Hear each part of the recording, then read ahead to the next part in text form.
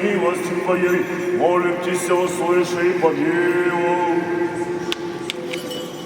Сущим ограбевшему, даровал Христос воскресе из мертвых, смерти свет врага, и сущим ограбевшему, даровал Христос воскресе из мертвых, смертью смерть врага, и сущим ограбевшему, даровал.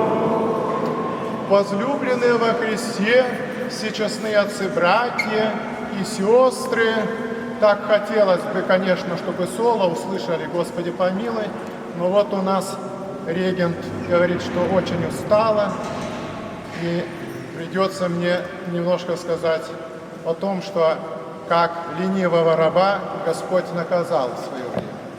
Страшным наказанием, но Пасха, значит, слава Богу, все прощается воскресением Христовым. Но я хочу сказать, что вот святые жены-мироносицы, они, конечно, старались очень сильно.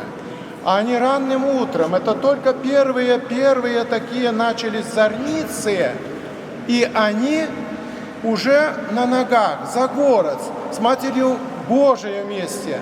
Они не боялись тех же самых разбойников, ведь накануне распинали разбойников. А значит, эта мафия, она где-то тут околачивается возле Иерусалимских стен. И вот они взяли эти ароматы и, не боясь ничего, идут. Даже не боятся то, что за Христа их могут также арестовать.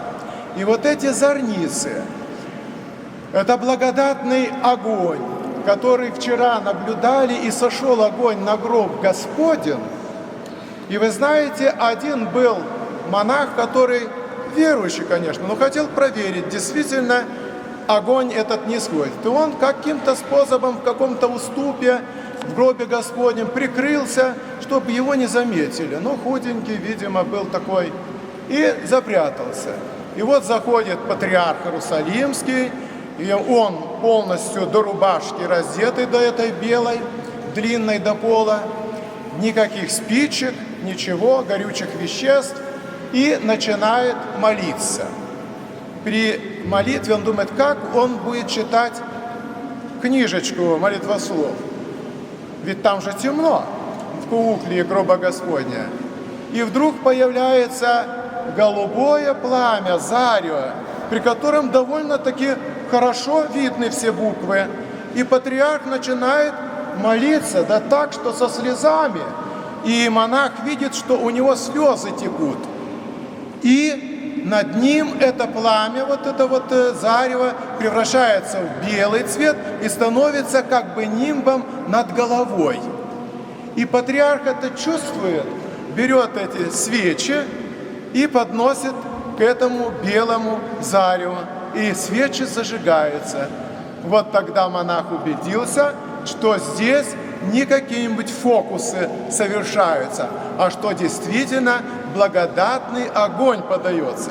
Причем, дорогие, возлюбленные, драгоценные мои братья и сестры, ведь вот этот огонь, вот эту благодать, вот этот свет мы с вами видим многие в жизни своей, особенности, когда трудности у нас, когда какое-то доброе дело сделаем мы, и мы с вами подавляемся фосфору, который накапливает, но мы не являемся самоисточником.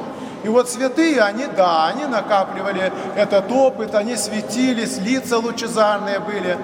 Вот. Так же и мы, иногда нам это удается. Но, повторяю, мы не первоисточник. Когда говорят, что кто-то обладает какой-то силой, это неправда. Сила Божия или от нечистого, когда это экстрасенсы, гипнотизеры, колдуны, чародеи, это другая сила.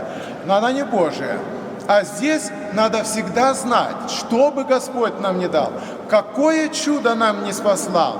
Конечно же, это только первоисточник, сам Господь, а мы только проводники.